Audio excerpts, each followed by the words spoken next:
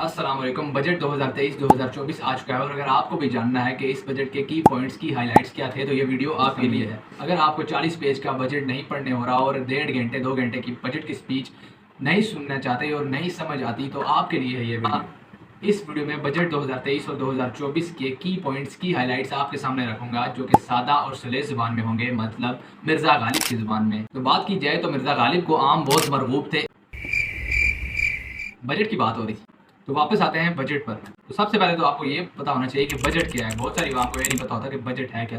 Simple अल्फाज में budget government की प्रोजेक्शंस को बोलते हैं जो रेवेन्यू और एक्सपेंडिचर के बारे में होती है। मतलब आने वाले साल में क्या रेवेन्यूज होंगे और क्या एक्सपेंडिचर्स होंगे, मतलब क्या इनकम्स होंगी और क्या एक्सपेंसेस होंगे। आप पाकिस्तान के बजट 2023-2024 की तरफ आते हैं। सबसे पहले देखते हैं रिसोर्सेज मतलब ये है हमारी इनकम, ये है हमारे वो जरिए जिससे कमाई आएगी, मतलब पैसा इससे आएगा। तो इस चार्ट में अगर देखें तो लिखा है टोटल आउटलेट 14.46 ट्रिलियन, मतलब ये बजट 14.46 ट्रिलियन का है। रिसोर्सेज के बारे में देखा जाए तो सबसे ज़्यादा कमाई, जो सबसे ज़्यादा पैसा आ रहा है वो 6.9 ट्रिलियन आ रहा है, वो नेट रेवेन्यू रिसीव्ड। ये है टैक्स, ये हमारे टैक्स से पैसा आ रहा है जो आम आवाम से टैक्स कलेक्ट किया जाएगा। कंपनीज, इंडस्ट्रीज, बिजनेसेस और इंडिविजुअल से जो टैक्स कलेक्ट किया जाएगा ये है वो 6.9 ट्रिलियन रुपीज़। उसके बाद प्राइवेटाइजेशन प्रोसीड से 15 बिलियन आएगा। प्राइवेटाइजेशन प्रोसीड ये होती है कि गवर्नमेंट के कुछ इदारे, कुछ विंग्स अगर हम प्राइवेट कर दें, प्राइवेट इंडिविजुअल को बेच दें तो उससे जो कमाई होगी उसे प्राइवेटाइजेशन प्रोसीड्स बोलते हैं, जो 15 बिलियन की हैं। आगे 3.1 ट्रिलियन बैंक बोरिंग से आएगा और 1.9 ट्रिलियन नॉन बैंकिंग बोरोइंग से आएगा। अब नॉन बैंकिंग बोरोइंग की बात की जाए तो ये ऐसी बोरोइंग होती है, ये ऐसा पैसा लेना होता है किसी ऐसे इंस्टीट्यूशन से जो कि बैंक की तरह काम नहीं करता पर पैसे लेंड करता है, मतलब पैसे लोन पर आगे देता है। अगर इसकी कुछ एग्जांपल की बात की जाए तो इन्वेस्टमेंट बैंक्स होते हैं, मॉर्गेज लेंडर्स होते हैं, मनी मार्केट फंड्स होते हैं, इंश्योरेंस कंपनीज होती हैं, हेज फंड्स होते हैं, प्राइवेट इक्विटी फंड्स होते हैं एंड P2P लीडर्स। ये ऑल एग्जांपल्स हैं नॉन बैंकिंग फाइनेंशियल इंस्टीट्यूशंस की। अगली जो रिसोर्स है इस बजट में वो बैंक बोरोइंग की है जो 3.1 trillion dollar, sorry not dollar, rupees 3.1 trillion bank borrowing से आएंगे और 2.5 ट्रिलियन एक्सटर्नल रिसीट से हमारे पास आएगा। एक्सटर्नल रिसीट से मतलब है जो हमें प्रोजेक्ट एड्स आएंगी, जो हमें बाहर से ग्रांट्स मिलेंगी और कुछ भीख। तो ये बात हो गई हमारी रिसोर्सेज की, मतलब पैसा कहाँ से आएगा। आप देखते हैं कि हमारे एक्सपेंडिचर क्या होंगे। एक्सपेंडिचर की अगर बात की जाए तो इस चार्ट में दिख रहा है सबसे ज़्यादा एक्सपेंडिचर हमारा जो होगा वो इंटरेस्ट पेमेंट के मद में होगा। रुपीज़ 7.3 ट्रिलियन इंटरेस्ट पेमेंट में चले जाएंगे। उसके अलावा development spending and net lending पर 1.09 ट्रिलियन रुपीज़ लग जाएंगे। Running of civil government and emergency provision पर 914 बिलियन रुपीज़ लग जाएंगे। उसके अलावा 1.5 trillion rupees grants and transfer to provinces में लगेंगे जो कि सूबों को ट्रांसफ़र होंगे। डिफेंस अफेयर्स एंड सर्विसेज पर 1.8 ट्रिलियन रुपीज़ लगेगा। डिफेंस अफेयर्स एंड सर्विसेज पर जो 1.8 ट्रिलियन लग रहा है ये हम सिंपल अल्फाज में समझा जाए पाकिस्तानी वाम में तो ये फ़ौज पर लगेगा। इसके अलावा 714 बिलियन डॉलर पेंशन पे लग जाएगा और 1.1 ट्रिलियन की हम सब्सिडीज़ देंगे। टर्म्स को अगर समझा जाए तो इंटरेस्ट पेमेंट्स पे 7.3 ट्रिलियन लगेगा, मतलब 7.3 ट्रिलियन हम लोन के सूद के तौर पर उतारेंगे और जो हमारी डेवलपमेंट के लिए पैसा मुख्तस किया गया है वो 1.09 ट्रिलियन है। सिविल गवर्नमेंट को रन करने के लिए और इमरजेंसी प्रोविजंस के लिए 914 बिलियन डॉलर्स को मुख्तस किया गया है। बाकी आइए कुछ की हाईलाइट्स और की पॉइंट्स पर नज़र डालते हैं।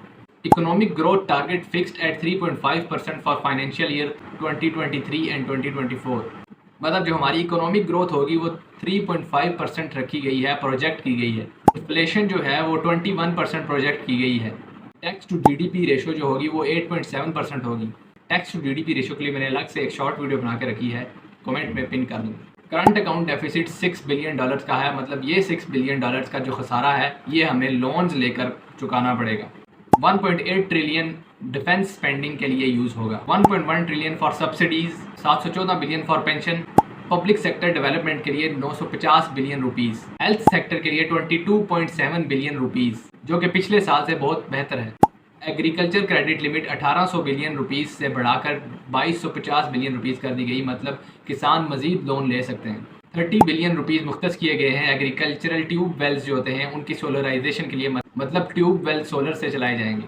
इंपोर्टेड सीड्स पर और हार्वेस्टर्स पर जो एग्रीकल्चरल टूल्स होते हैं इन पर से इंपोर्ट ड्यूटीज हटा दी गई हैं। 10 बिलियन मुख्तस किया गया है यूथ बिजनेस लोन और एग्रीकल्चर के लिए। 6 बिलियन की सब्सिडी फॉर इम्पोर्टेड यूरिया। आटे, घी, चावल पर भी कुछ सब्सिडीज दी गई हैं। और सबसे हैरानकुन बात यह है कि 16 ग्रेड तक के गवर्नमेंट ऑफिशियल की सैलरीज में 35% तक का इंक्रीज कर दिया गया है और 17 ग्रेड टू 22 ग्रेड तक के जो अफसर हैं उनकी सैलरीज में 30% का इंक्रीज कर दिया गया है, जो पिछले साल 15% इंक्रीज हुआ था। मतलब काम भी कुछ ना करो और पे भी इंक्रीज कराई जाओ। एक अच्छा इकदाम जो लिया गया है वो आईटी प्रोडक्ट्स को इंपोर्ट करने पर टैक्स फ्री कर दिया गया है और फ्रीलांसर जो हैं उनको भी पहली दफा बजट में रिकग्नाइज किया गया है और उनको सेल्स टैक्स रिटर्न्स फाइल करने से आज़ाद रखा गया है। लेकिन ये भी उनके लिए है जो $2000 पर मंथ कमाते हैं, उससे ज़्यादा जो कमाएगा तो वो सेल्स रिटर्न फाइल करेगा। और ब्लेंडर जो हमारा है वो 400 बिलियन से 450 बिलियन कर दिया गया है बेनज़ीर इनकम सपोर्ट प्रोग्राम को। मतलब समझ नहीं आती कि खुद तो भिखारी है ही हैं लेकिन आवाम को भी भिखारी बनाए जा रहे हैं। ये बात मैं इसलिए कह रहा हूँ कि 400 to 450 बिलियन रुपीज़ अगर जो मुफ्त में तुम आवाम को दे रहे हो, वही अगर तुम उनके बच्चों को फ्रीलांसिंग सिखा दो, कुछ स्किल सिखा दो, कुछ प्रोग्राम्स ले आओ, कुछ नए आइडियाज़ उनको सिखा दो, कुछ मार्केटिंग पे लगा दो, कुछ एक्सपोर्ट ओरिएंटेड इंडस्ट्रीज़ को पुश करने में लगा दो, कुछ उनको छोटे छोटे बिजनेस खोल के दे दो, कुछ उनकी एजुकेशन में लगा दो, कुछ उनके इलाकों में स्कूल खोल दो, तो इससे वो खुद अपने पाँव पे खड़े हो जाएंगे और मुल्क को भी अपने पाँव पे खड़ा कर लेंगे। इसके अलावा अपवर्ड रिवीजन की गई है पेंशन में और पेंशन को मिनिमम 12,000 कर दिया गया है। और एक अच्छी बात यह की गई है कि 10 बिलियन असाइड किए गए हैं स्टूडेंट्स के लिए कि 100,000 लैपटॉप्स उनको दिए जाएंगे।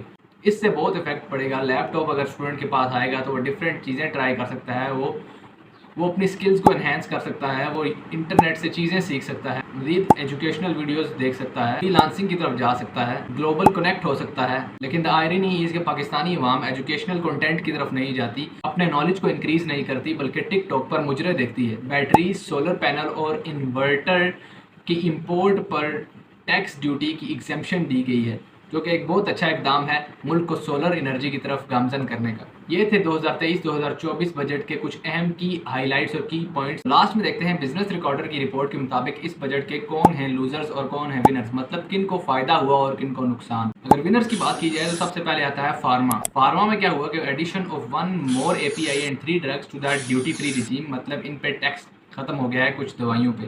नेक्स्ट बात की जाए तो बजट किसका दोस्त है, तो वो दोस्त है टेक्नोलॉजी का।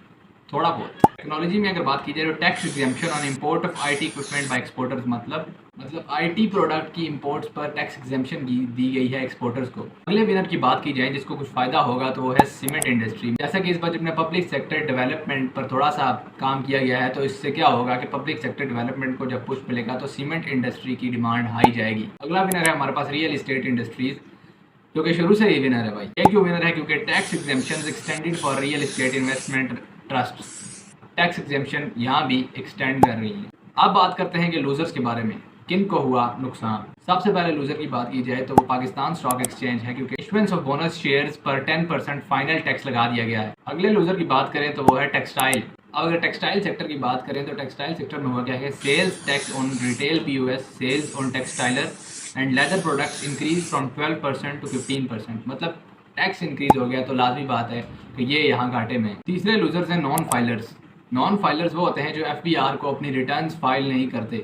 इनका क्या हुआ तो इनका देखते हैं। Imposition of 0.6% advance tax on non filers on cash withdrawal, मतलब कैश विड्रॉल पे 0.6% इनको एडवांस टैक्स देना पड़ेगा।